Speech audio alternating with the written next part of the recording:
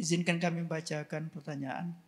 Assalamualaikum Syekh dan Ustadz. Semoga kita selalu dalam lindungan Allah. Amin.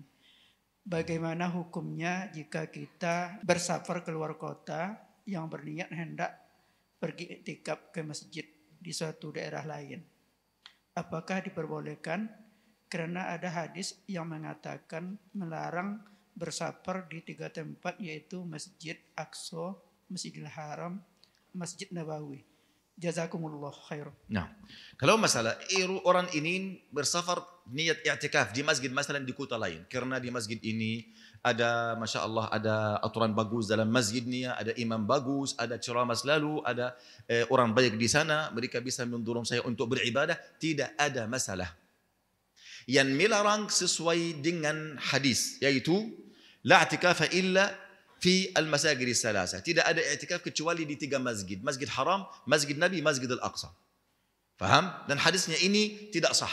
Ketika sah, faham? Hadis ini tidak sah. Kenapa?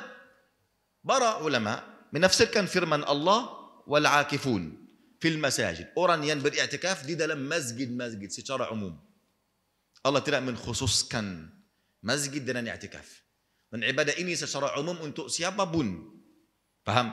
Dan jumhur para ulama berkata i'tikaf sah di mana aja, bukan hanya di 3 masjid ini, ke mana aja, faham? Di masjid jami'. Masjid jami' artinya ada salat Jumat di dalamnya. Ada salat 5 waktu dan ada salat Jumat. Faham? Wallahu a'lam. Masalah la tushaddu rihal illa ila 3 masajid. Tidak boleh engkau bersafar hanya untuk ziarah 3 masjid saja. Masjid Haram, Masjid Nabi, Masjid Al-Aqsa. Ini hanya untuk ziarah.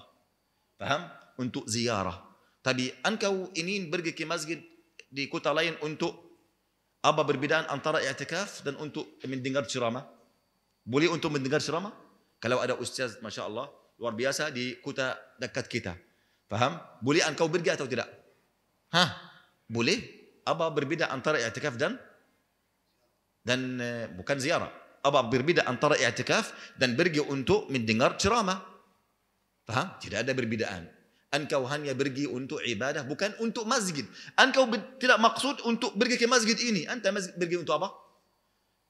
Hanya untuk ibadah, untuk dengar ceramah, untuk i'tikaf, tidak ada masalah. Ini tidak masuk dalam apa?